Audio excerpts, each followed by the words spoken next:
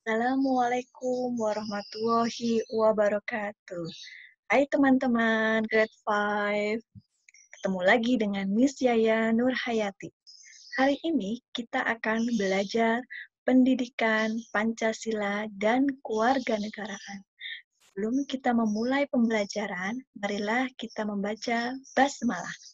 Bismillahirrahmanirrahim. Materi yang kita akan bahas kali ini adalah tentang penerapan nilai-nilai Pancasila.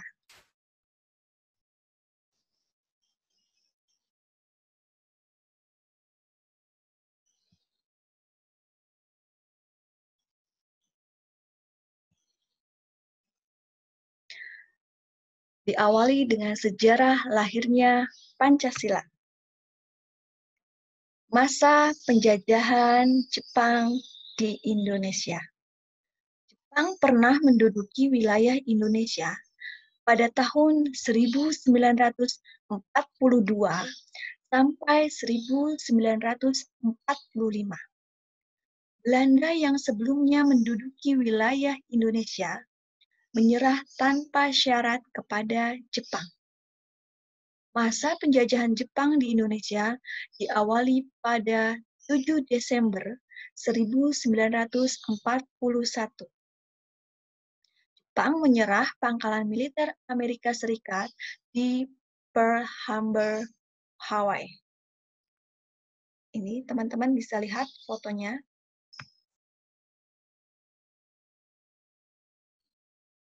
Selama sekitar 3,5 tahun menjajah Indonesia, Jepang menyebabkan banyak penderitaan.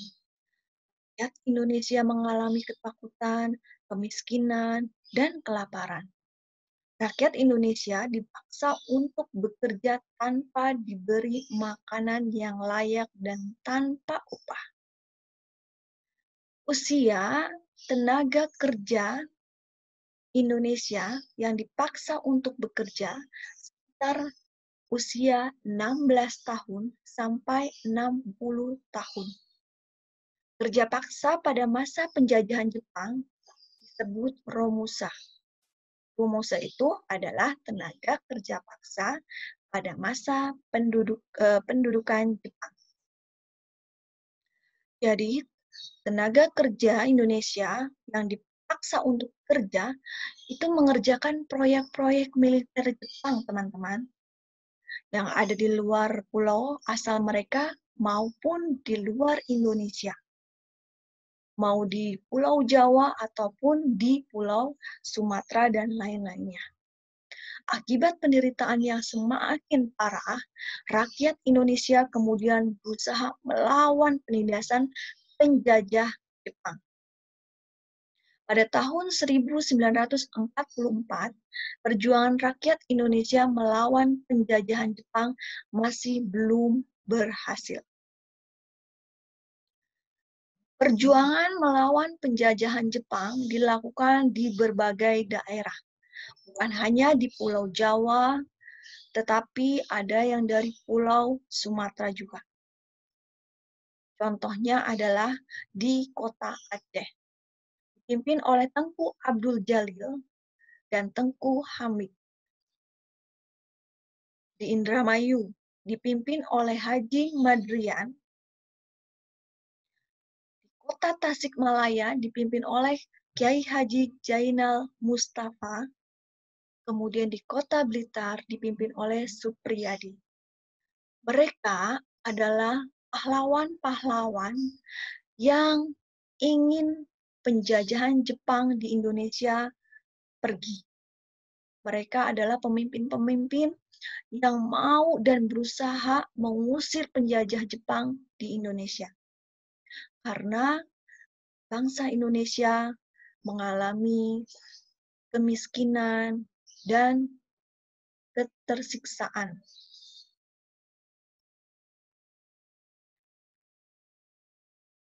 Ini adalah cara-cara yang dilakukan Jepang untuk menarik hati rakyat Indonesia. Kenapa rakyat Indonesia dirayu oleh pemerintahan Jepang? Karena teman-teman, Pada saat itu, Jepang membutuhkan negara yang membantu mereka karena negara mereka dibom atom oleh sekutu. Karena negara Jepang pada waktu itu hangus luluh lantah ya karena diserang oleh bom atom. Maka tentara yang ada di Indonesia, Perdana Menteri Jepang berusaha untuk menarik hati rakyat Indonesia agar mau membantu pemerintahan Jepang. Berikut adalah cara-cara mereka. Yang pertama, bendera merah putih diizinkan untuk berkibar di kantor-kantor pemerintahan Jepang di Indonesia. Yang pada sebelumnya itu tidak diperbolehkan bendera merah putih berkibar. Yang kedua, bahasa Indonesia ditetapkan sebagai bahasa resmi. Yang sebelumnya bahasa Indonesia tidak dijadikan bahasa resmi. Yang ketiga, Jepang memberi janji kemerdekaan kepada rakyat Indonesia karena Indonesia betul-betul ingin merdeka. Janji ini diucapkan oleh Kuniaki Koiso, Perdana Menteri Jepang, yang disebut Janji Koiso. Ini adalah Perdana Menteri Jepang pada waktu menjajah Indonesia. Lahirnya Pancasila. Lahirnya Pancasila melalui berbagai tahapan, proses yang panjang, waktu yang panjang, sehingga terbentuklah Pancasila. Ini dia teman-teman, proses atau tahapannya. Yang pertama, Jepang memberikan janji kemerdekaan untuk Indonesia dibuktikan dengan membentuk Badan Penyelidik Usaha Persiapan Kemerdekaan Indonesia yang disingkat dengan BPUPKI. Dibentuk pada tanggal 29 April 1945. BPUPKI adalah bentukan dari Jepang. BPUPKI mengalami 2 kali sidang. Sidang pertama BPUPKI pada tanggal 29 Mei sampai 1 Juni 1945. Setelah itu, perumusan dasar negara Indonesia pada tanggal 29 Mei sampai 1 Juni 1945 oleh tokoh-tokoh pergerakan nasional. Kemudian dibentuk Panitia 9 pada tanggal 1 Juni 1945. Lalu adanya Piagam Jakarta atau disebut juga Jakarta Charter. Kemudian sidang BPUPKI yang kedua pada tanggal 10 Juli sampai 17 Juli 1945.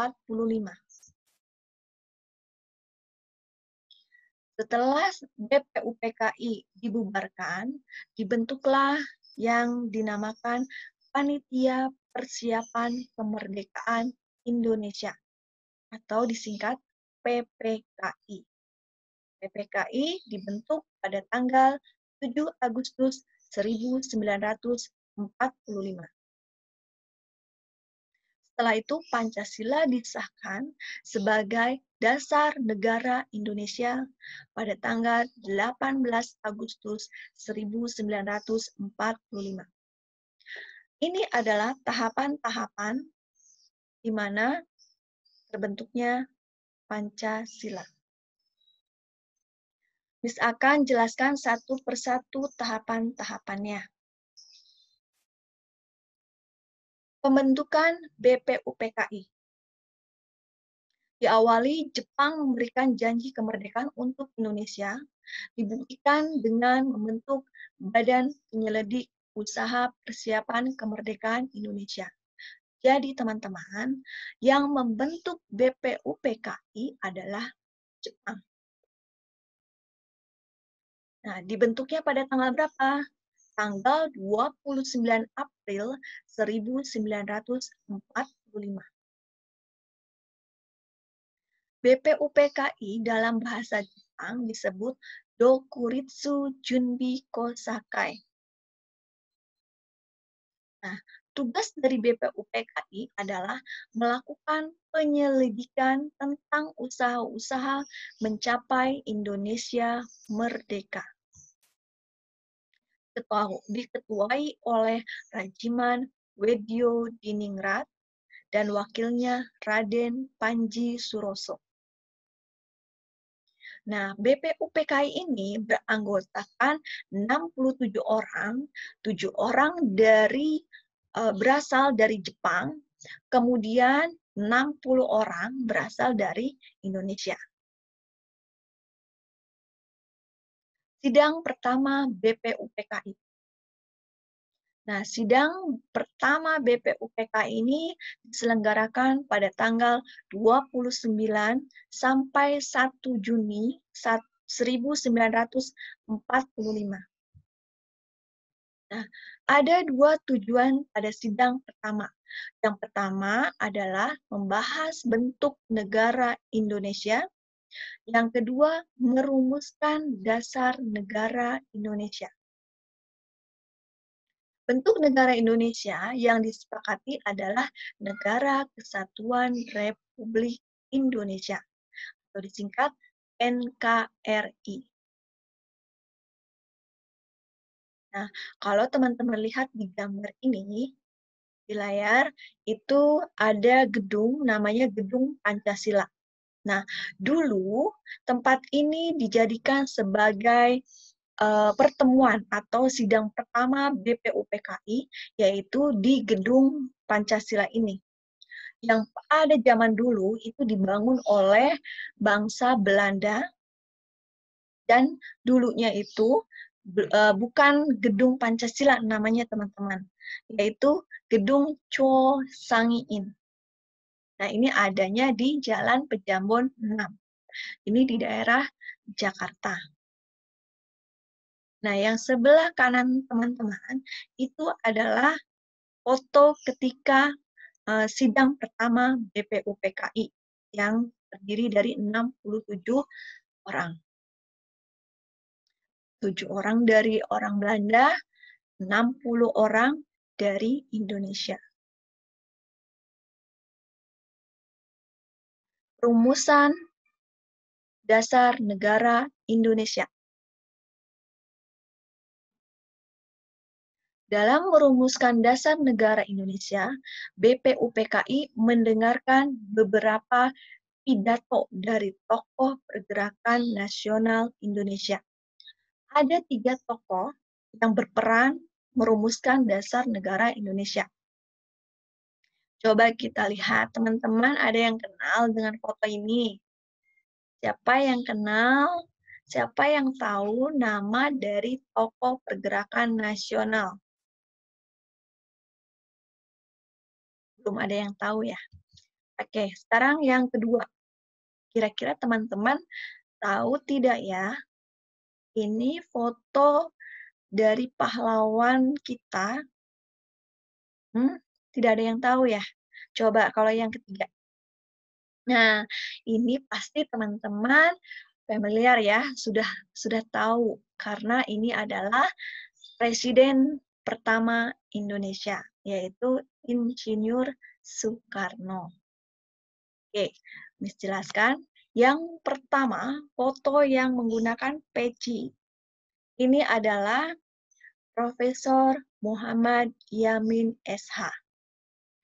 Kemudian yang kedua, ini adalah tokoh kedua yang merumuskan dasar negara Indonesia, yaitu Profesor Supomo. Oke, dalam sidang BPUPKI pada tanggal 29 Mei 1945, ini Profesor Muhammad Yamin mengemukakan gagasan mengenai rumusan 5 asas dasar negara Republik Indonesia.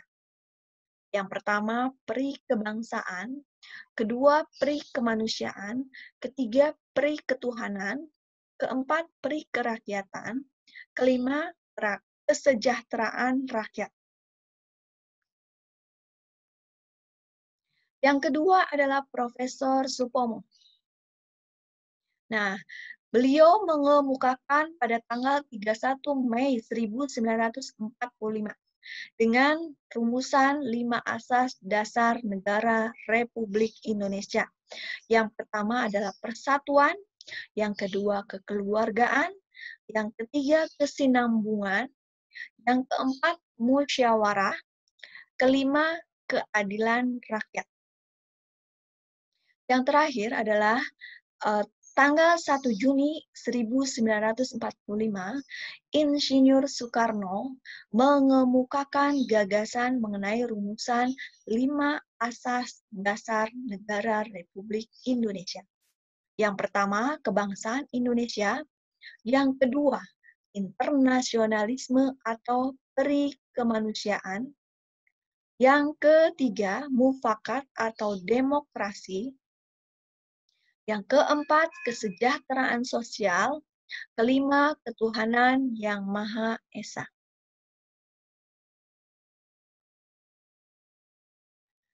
Ketika sidang BPUPKI, terjadi persidangan yang diistirahatkan atau persidangan yang dijeda.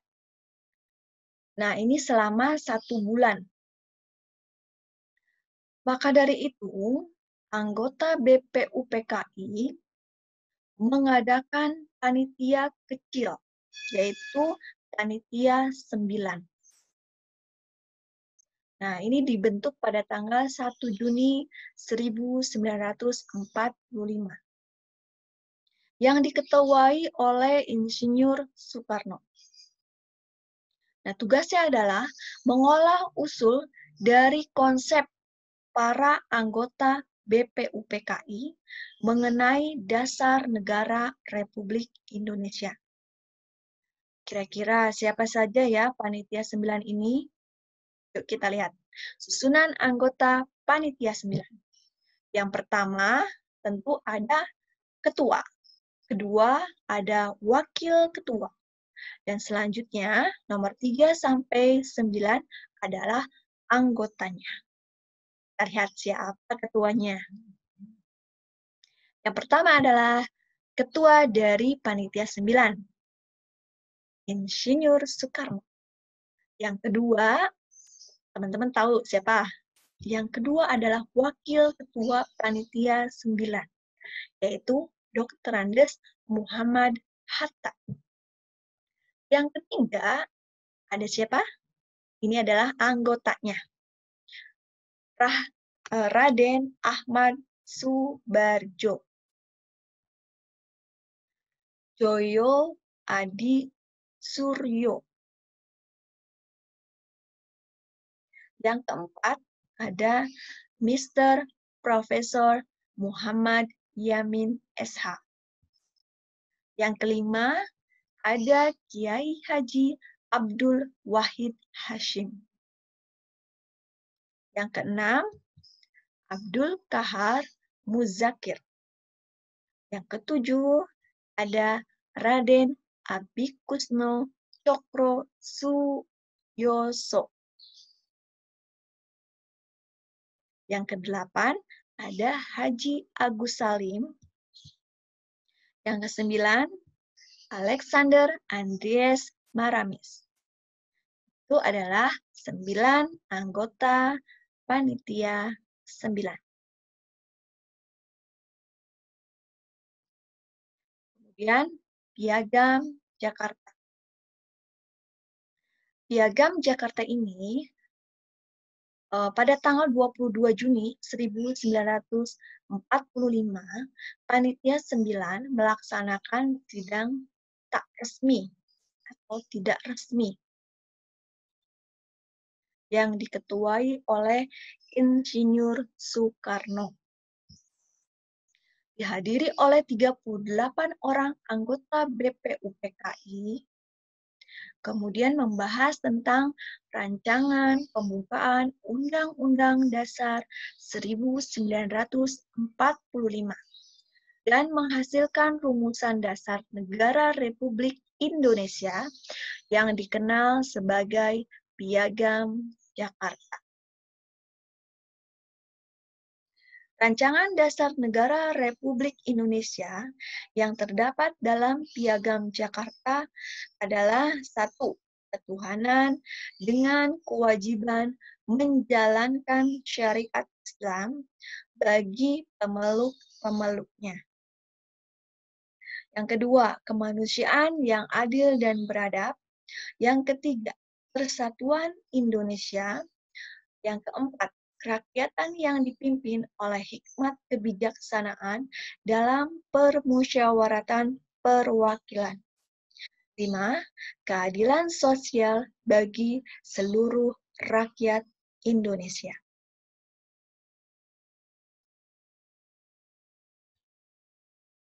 Kemudian diadakanlah sidang BPUPKI yang kedua. Sidang BPUPKI yang kedua diselenggarakan mulai 10 Juli sampai 17 Juli 1945. Setelah itu, BPUPKI dibubarkan dan tugasnya digantikan oleh PPKI. Nah, dalam sidang kedua ini, BPUPKI membahas tentang rumusan dasar negara untuk Indonesia setelah merdeka. Nah, lihat, ini adalah foto ketika sidang BPUPKI yang kedua. Teman-teman lihat seperti ada yang menggunakan blangkon ya, dengan ada yang menggunakan kain batik ya. Itu adalah pada sidang kedua. Kemudian PPKI. Nah, PPKI ini terbentuk setelah BPUPKI dibubarkan. Panitia Persiapan Kemerdekaan Indonesia. Nah, ini diketuai oleh Insinyur Soekarno. PPKI dalam bahasa Jepang disebut Dokuritsu Junbi Inkai. Tugasnya adalah mempersiapkan kemerdekaan Indonesia. Nah, isi Piagam Jakarta yang menjadi rumusan dasar negara menjadi perdebatan ya antar anggota PPKI ini. Alasannya, masyarakat di wilayah timur Indonesia umumnya bukan penganut agama Islam. Sedangkan pada isi Piagam Jakarta itu, isinya adalah tentang kewajiban menjalankan syariat Islam bagi pemeluk-pemeluknya. Nah, itu adalah poin pada isi piagam yang nomor 1. Maka masyarakat Indonesia Timur mengusulkan untuk menghilangkan kata dalam Piagam Jakarta, yaitu dengan kewajiban menjalankan syariat Islam bagi pemeluk-pemeluknya. Kalimat tersebut dianggap tidak mewakili masyarakat Indonesia yang beragama selain Islam. Pada waktu zaman dahulu, penjajahan itu, kita tahu bangsa Indonesia itu memiliki 5 agama yang berbeda-beda. Nah, usulan ini disampaikan oleh Muhammad Hatta. Sehingga kalimat pertama dalam Piagam Jakarta diubah menjadi ketuhanan yang Maha Esa, yang sampai sekarang digunakan pada sila pertama. PPKI mengesahkan rumusan dasar negara yang kemudian disebut Pancasila. Pengesahan Pancasila dilakukan sehari setelah Indonesia memproklamirkan kemerdekaan, yaitu pada 8 Agustus 1945. Sedangkan Indonesia memproklamirkan kemerdekaan itu pada tanggal 17 Agustus 1945. Nah, itu adalah proses tahapan dari mulai penjajahan Jepang, kemudian sampai mengikuti sidang BPUPKI yang pertama, sidang BPUPKI yang kedua, sehingga terbentuklah yang namanya Pancasila. Yang sampai saat ini ada 5 sila yang kita ketahui. Oke, teman-teman, kita sama-sama bacakan Pancasila ya. Pancasila. 1. Ketuhanan yang Maha Esa. 2. Kemanusiaan yang adil dan beradab. 3. Persatuan Indonesia. 4. Kerakyatan yang dipimpin oleh hikmat kebijaksanaan dalam permusyawaratan perwakilan. 5. Keadilan sosial bagi seluruh rakyat Indonesia.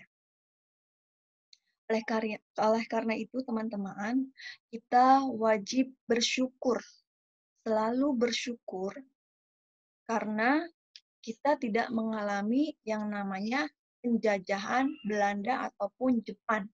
Ya, penjajahan Jepang itu membuat kemiskinan bangsa Indonesia, kemudian tersiksa, kerjanya tidak dibayar, upahnya tidak dibayar, tidak diberi makan. Nah, makanya teman-teman sekarang lebih bersyukur lagi karena teman-teman lahir ketika Indonesia sudah merdeka. Dan apa yang harus kita lakukan untuk berterima kasih kepada para pahlawan kita yang berjuang sampai titik darah penghabisan untuk melawan penjajah Jepang ataupun Belanda. Yang pertama adalah teman-teman wajib yang namanya bersyukur. Kemudian yang kedua, teman-teman rajin belajar. Karena apa? Teman-teman adalah generasi penerus bangsa. Para pahlawan kita yang zaman dahulu itu sudah dipanggil Allah. Nah, generasi penerusnya, teman-teman ini harus lebih pintar dari negara lain. Jangan sampai kita dijajah oleh bangsa lain. Oke, teman-teman. Sekian dari Miss. Setelah teman-teman melihat video dari Miss ini, nanti Miss akan memberikan worksheet, ya, lembar kerja kepada teman-teman untuk dikerjakan, kemudian nanti dikumpulkan. Oke, semoga apa yang disampaikan bermanfaat untuk teman-teman. Ini adalah sejarah bangsa Indonesia. Jadi kita sebagai anak bangsa harus mengetahui yang namanya sejarah bagaimana terbentuknya Pancasila. Oke, sekian dari Miss. Mohon maaf ada salah-salah kata. Terima kasih. Assalamualaikum warahmatullahi wabarakatuh.